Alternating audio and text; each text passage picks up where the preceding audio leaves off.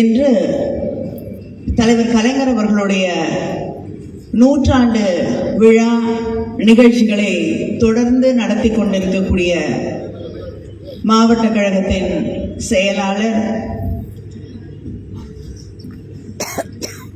அமைச்சர் நம்முடைய அன்பிற்கும் மரியாதைக்கும் உரிய சேகர் பாபு அவர்களே,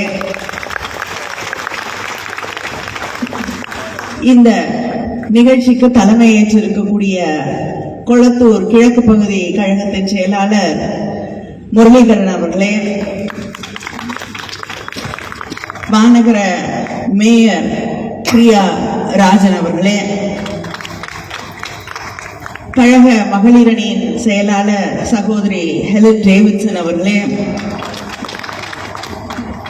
இரண்டாவது முறையாக இந்த பகுதியில் இருக்கக்கூடிய மக்களின் அன்பை பெற்று தேர்ந்தெடுக்கப்பட்டிருக்கக்கூடிய டாக்டர் கலாநிதி எம்பி அவர்களே, கழக சட்டத்திட்ட திருத்தக்குழு செயலாளர் கிரிராஜன் அவர்களே, ரங்கநாதன் அவர்களே, இந்த நிகழ்ச்சியில கலந்து கொண்டிருக்கக்கூடிய நாகராஜன் அவர்களே, சந்துரு அவர்களே, மகேஷ்குமார், சரிதா மகேஷ்குமார் அவர்களே, அசோக்குமார் அவர்களே, சித்திக் அவர்களே, துரைக்கண்ணன், தனசேகர் அவர்களே, கொளத்தூர் கிழக்கு பகுதி கழக நிர்வாகிகள் பழனி அவர்களே, இளங்கோ அவர்களே, ரமேஷ் அவர்களே, தாமோத் அவர்களே, தாமஸ் அவர்களே, வட்டக்கழக செயலாளர்கள் பொன்முடி அவர்களே, ரவி அவர்களே, அன்பரசு அவர்களே, சந்திரசேகர் அவர்களே, ஆதவன் மணி அவர்களே, மாமன்ற உறுப்பினர்கள் யோகப்பிரியா தனசேகர் அவர்களே, அமுதா பொன்னிவளவன் அவர்களே, ஸ்ரீ தனி அவர்களே, சாரதா அவர்களே, கொளத்தூர் கிழக்கு பகுதி மாவட்ட பிரதிநிதிகள் பாஸ்கர் அவர்களே,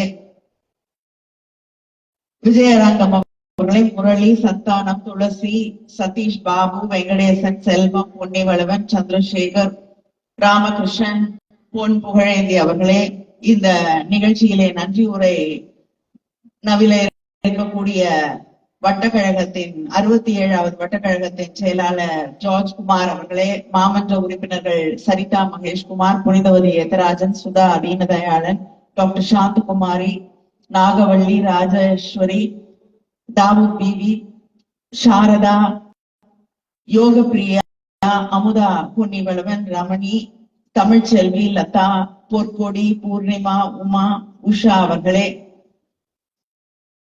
இந்த நிகழ்ச்சியிலே கலந்து கொண்டிருக்கக்கூடிய திராவிட முன்னேற்ற கழகத்தின் மூத்த முன்னோடிகளே, முன்னணி செயல் வீரர்களே, இந்த நிகழ்ச்சியை மிக அழகாக வடிவமைத்து நடத்தி கொண்டிருக்கக்கூடிய இந்த பகுதியின் மகளிரணி சார்ந்த சகோதரிகளே, நிர்வாகிகளே, உங்கள் அத்தனை பேருக்கும் என்னுடைய வணக்கத்தை, நன்றியை தெரிவித்துக் கொள்கிறேன். மாவட்ட கழக செயலாளர் அவர்கள் பேசும் பொழுது இத்தனை நிகழ்ச்சிகளை முடித்திருக்கிறோம், இத்தனை நிகழ்ச்சிகளை முடிக்க வேண்டும் என்று கணக்கு சொல்லிக் கொண்டிருந்தார்கள். எனக்கு அதை அவர் சொல்லும் பொழுது கேட்க வேடிக்கையாக இருந்தது. ஏன்னா இந்த மாவட்ட கழகத்தை பொறுத்தவரை நிகழ்ச்சி இல்லாத நாட்களே இல்லை. அதனால கணக்கு சொல்ல வேண்டிய அவசியம் இல்லை. எந்த நிகழ்ச்சி நடத்தினாலும் அது தலைவர் கலைஞர் அவர்களை போற்றக்கூடிய நிகழ்வாகத்தான் அந்த நிகழ்வு இருக்கும். திராவிட முன்னேற்ற கழகத்தை பொறுத்தவரை எந்த நிகழ்ச்சியாக இருந்தாலும், எந்த போராட்டமாக இருந்தாலும், எதுவாக இருந்தாலும் அது தலைவரின் நினைவை கொண்டாடக்கூடிய ஒன்றாக, தலைவரின் புகழை பாடக்கூடிய ஒன்றாகத்தான் அது இருக்க முடியும் என்பதை நாம் மனதிலே ஒவ்வொருவரும் நிறுத்தி கொண்டிருக்கிறோம். மிக இந்த நிகழ்ச்சிக்கு வருவதற்கு முன்னால் ஒரு கண்காட்சி, தலைவர் கலைஞர் அவர்களுடைய 100ஆண்டு விழாவை பற்றி அவருடைய புகழை பாடக்கூடிய ஒரு கண்காட்சிக்கு சென்று அங்கே வைக்கப்பட்டிருந்த அந்த கண்காட்சியில இருந்து படங்களை, அங்கே இருக்கக்கூடிய தொடர் நிகழ்வுகளை கண்டு இந்த நிகழ்ச்சிக்கு நாங்கள் வந்திருக்கிறோம். அதனால் எனக்கு ஒரு உணர்வு பெருக்கத்திலே எதை பேசுவது என்ற ஒரு நிலையிலே நான் நின்று கொண்டிருக்கிறேன். அமைச்சர் அடுத்த தலைமுறைக்கு தலைவர் கலைஞரின் சாதனைகள், நம்முடைய முதலமைச்சர் அண்ணன் தளபதி அவர்களுடைய சாதனைகள், திராவிட இயக்கத்தின் சாதனைகளை கொண்டு போய் சேர்க்க வேண்டும் என்று அந்த உணர்வோடு அந்த எண்ணத்தோடு அவர் தொழில்நுட்பத்தை, AI போன்ற தொழில்நுட்பங்களை எல்லாம், வர்ச்சுவல் ரியாலிட்டி போன்ற தொழில்நுட்பங்களை எல்லாம் பயன்படுத்தி அந்த கண்காட்சியை அவர் உருவாக்கி இருக்கிறார். அவருக்கு என்னுடைய வாழ்த்துக்களை நான் தெரிவித்துக் கொள்கிறேன். ஆனால் அதே நேரத்திலே நம் கண் முன்னே கையை நீட்டிவிட்டால் அவரை தொட்டுவிட முடியும் என்ற ஒரு உணர்வை தரக்கூடிய வகையிலே தலைவர் கலைஞர் அவர்கள் நம் அருகே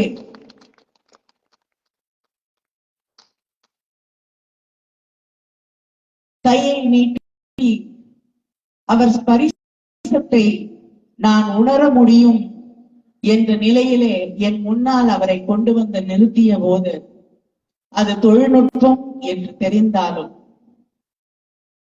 அது வர்ச்சுவல் ரியாலிட்டி உண்மை இல்லை என்று தெரிந்தாலும், அந்த தொழில்நுட்பத்திற்கும் அமைச்சர் அவர்களுக்கும் என்னுடைய நன்றியை நான் மீண்டும் தெரிவித்துக் கொள்கிறேன். அந்த உணர்வின் பெருக்கோடு இன்று நான் உங்கள் முன்னால் நின்று கொண்டிருக்கிறேன். எல்லாவற்றையும் விட தலைவர் கலைஞர் அவர்களுடைய பிறந்த நாளிலே திராவிட முன்னேற்ற கழகமும் அண்ணன் தளபதி அவர்களும் மிகப்பெரிய பரிசை அவருக்கு நாம் தந்திருக்கிறோம். 40 இடங்களிலும் மிகப்பெரிய வெற்றியை பெற்று தலைவர் கலைஞரின் பிறந்த நாளுக்கு அடுத்த நாள் அவர் பாதங்களிலே நாம் அதை சமர்ப்பித்திருக்கிறோம். அதைவிட மகிழ்ச்சி தரக்கூடிய ஒன்று, தமிழ்நாட்டுல தாமரை மலரவே முடியாது. நம்முடைய கொள்கைகளுக்கு எதிராக, சுயமரியாதைக்கு எதிராக, சமூக நீதிக்கு எதிராக செயல்பட்டு கொண்டிருக்கக்கூடிய ஒரு இயக்கத்திற்கு தமிழ்நாட்டில் இடமில்லை, இன்று நாளை என்றுமே இடமில்லை என்பதை அண்ணன் தளபதி அவர்களும் திராவிட முன்னேற்ற கழகமும் இன்று நிரூபித்து காட்டி அந்த மகிழ்ச்சியிலே நாம் திளைத்துக் கொண்டிருக்கக்கூடிய ஒரு நன்னாளிலே நாம் நின்று கொண்டிருக்கிறோம். சில பேர் ஏதோ திராவிட இயக்கத்தால் தான் தமிழ்நாடு இன்னும் முன்னேறவில்லை என்று பிதற்றிக் கொண்டிருக்கிறார்கள்.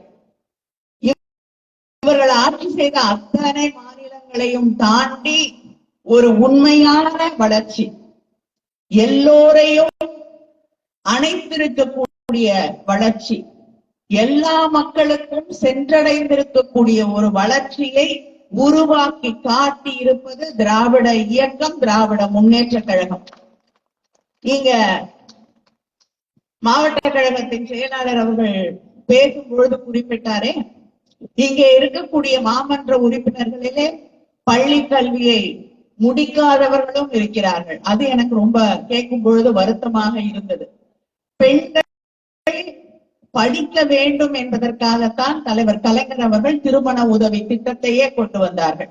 8வது படிச்சுட்டு நான் கல்யாணம் பண்ணி வைக்கிறேன், 10வது படிச்சுட்டு திருமணம் செய்து வைக்கிறேன் என்று இன்று நம்முடைய பிள்ளைகள், பெண்கள் கல்லூரிக்கு போகும் பொழுது உன்னுடைய கல்லூரி படிப்பு தடைபடக்கூடாது என்பதற்காகத்தான் அண்ணன் தளபதி அவர்கள் மாதம் 1000 ரூபாய்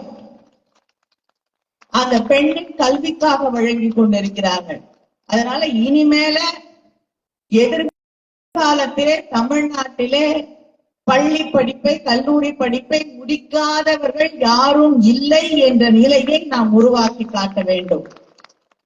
ஏன்னா பிஜேபி புதிய கல்விக் கொள்கையில இன்னும் 30 வருஷம் பொறுத்து 50% தொடுறாங்களாம் உயர்கல்வியில நாடு முழுவதும். அதெல்லாம் தாண்டி வந்துருச்சு தமிழ்நாடு எப்பயோ. அதற்கு காரணம் திராவிட முன்னேற்ற கழகம், தலைவர் கலைஞர் அவர்கள். அதை தாண்டி அவர் சொன்னபோது கல்வி பள்ளி கல்வியை முடிக்காதவர்கள், அதை முடித்தவர்கள், கல்லூரிக்கு சென்றவர்கள், வழக்கறிஞர்கள், மருத்துவர்கள் என்ற அத்தனை தரப்பினரையும் அவர்களுக்கு இடம் அளித்து அவர்களை ஒரே தட்டிலே வைத்து மதித்து அவர்களை மக்கள் பிரதிநிதிகளாக உருவாக்கி இருக்கக்கூடிய இயக்கம் திராவிட முன்னேற்ற கழகம். அதுதான் சமூக நீதி, அதுதான் சுயமரியாதை.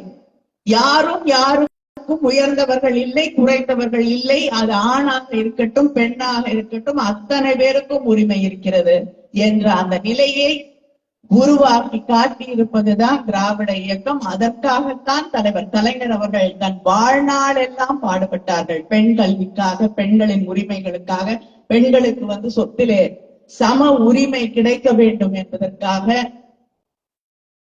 அதே போல நம்முடைய வீட்டு பிள்ளைகள் கல்வி மறுக்கப்படாதவர்களாக, அவங்களுக்கு படிக்கக்கூடிய உரிமை, எதிர்காலத்திலே இந்த சமூகத்திலே தலை நிமிர்ந்து வாழக்கூடிய உரிமை, இடஒதுக்கீட்டுக்கான உரிமை கிடைக்க வேண்டும் என்பதற்காகத்தான் தலைவர் கலைஞர் அவர்கள் தன் வாழ்நாளெல்லாம் பாடுபட்டார்கள். இன்னைக்கு தமிழ்நாட்டுல இத்தனை இளைஞர்கள், இளம் பெண்கள் கல்வி கற்றவர்களாக, வேலை வாய்ப்புகள் பெற்றவர்களாக இருப்பதற்கு காரணம் இன்னைக்கு உலகம் முழுவதும் தமிழ்நாட்டிலே இருக்கக்கூடிய இளைஞர்கள், இளம் பெண்கள், உலகம் முழுவதும் இருக்கக்கூடிய ஐடி கம்பெனிஸ்ல, பெரிய பெரிய மருத்துவமனைகளிலே, பெரிய பெரிய நிறுவனங்களிலே பணியாற்றிக் கொண்டிருக்கிறார்கள் என்றால் அதற்கு காரணம் நாம் திராவிட இயக்கம், திராவிட முன்னேற்ற கழகம், தலைவர் கலைஞர் அவர்கள் கொண்டு வந்த அந்த கல்வி கொள்கைகள் தான் என்பதை யாரும் மறுக்க முடியாது. அதே போல பெண்கள், அதுவும் முக்கியமாக கர்ப்பிணி பெண்கள், அவர்கள் உடல் நலம் பேணப்பட வேண்டும் என இன்ஸ்டிடியூஷனல் மருத்துவமனைகளிலே மிக அதிகமாக குழந்தை பேரு நடைபெறக்கூடிய மாநிலங்களே, நான் நிறைய இடங்கள்ல வீட்லயே அந்த குழந்தை பிறப்பை பார்த்து விடுவார்கள்.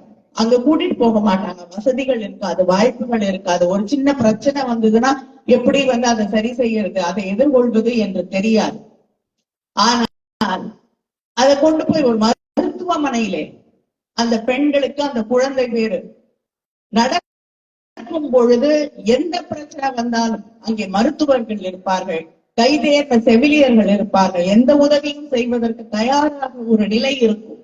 அது அதிகமாக இருக்கக்கூடிய மாநிலங்களில் ஒன்றாக, மிக முக்கியமான மாநிலங்களில் ஒன்றாக மாற்றி காட்டியது தலைவர் கலைஞர் அவர்கள் தான்.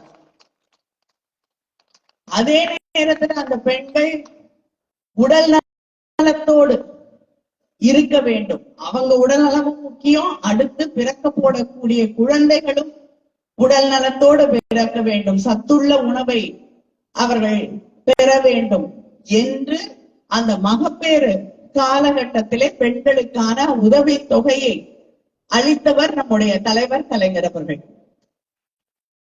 இப்படி பெண்களுக்கான எத்தனையோ திட்டங்களை தொடர்ந்து ஒவ்வொரு திராவிட முன்னேற்ற கழகத்தின் ஆட்சியிலும், இன்னைக்கு அண்ணன் தளபதி அவர்களுடைய ஆட்சியில மாதம் 1000 ரூபாய் பெண்களுக்காக வழங்கப்படுகிறது. நீங்க உங்க கையில ஒரு வருமானம் வருகிறது என்றால் அந்த உணர்வு எப்படி உங்களுக்கு இருக்கும்? யாரையும் நீங்க கேட்க வேண்டாம். அந்த 1000 ரூபாய் உங்க கையில வரும்பொழுது அது உங்களுடைய 1000 ரூபாய். நீங்க நினைத்தபடி செலவு செய்யலாம். அந்த 1000 ரூபாய் என்ன பண்றதுன்னு நீங்க முடிவு பண்ணலாம். அந்த பொருளாதார விடுதலை உணர்வு என்ன என்பதை நீங்கள் உணர வேண்டும் என்பதற்காக அண்ணன் தளபதி அவர்கள் அந்த 1000 ரூபாயை உங்களுக்கு வழங்கி கொண்டிருக்கிறார்கள். அதை வாங்கும் ஒவ்வொரு பெண்ணும் 1000 ரூபாய் அண்ணன் கொடுக்குற 1000 ரூபாயில நமக்கு இவ்வளவு விஷயம் பண்ண முடியுதுன்னா, நான் 10,000 ரூபாய் சம்பாதிச்சேன்னா என்னால என்னென்ன சாதனைகளை செய்ய முடியும் என்று சிந்திப்பாள். நிச்சயமா அவளால முடியுதோ இல்லையோ, அடுத்த தலைமுறை சொந்த காலில் நிற்கக்கூடிய பெண்களைத்தான் நான் உருவாக்குவேன் என்று ஒவ்வொரு தாயும் நினைப்பார். இதுதான் அந்த 1000 ரூபாய் மகளிருக்காக வழங்கப்படும் கலைஞர் உரிமை தொகை என்பதன் பின்னால் இருக்கக்கூடிய சித்தாந்தம். இப்படி ஒவ்வொன்றுக்கும் பெண்களின் முன்னேற்றம், ஆண் பெண் என்ற அந்த வித்தியாசம், அந்த ஏற்றத்தாழ்வு, இவற்றையெல்லாம் மாற்றி எல்லோரும் மனிதர்கள், எல்லோரும் சமம், ஜாதி மதம், ஆண் பெண், உயர்ந்தவர்கள் தாழ்ந்தவர்கள் என்ற அத்தனை வித்தியாசங்களையும் உடை தெரியக்கூடிய இயக்கம்தான் திராவிட முன்னேற்ற கழகம். அதற்காகத்தான் தலைவர் கலைஞர் அவர்கள் தன் வாழ்நாளெல்லாம் பாடுபட்டார்கள். அந்த வழியிலே இன்று அண்ணன் தளபதி அவர்களும் பாடுபட்டு கொண்டிருக்கிறார்கள். இதை எதிர்க்கக்கூடிய யாருக்கும் இந்த மண்ணிலே இடமில்லை, இடமில்லை, இடமில்லை. நன்றி.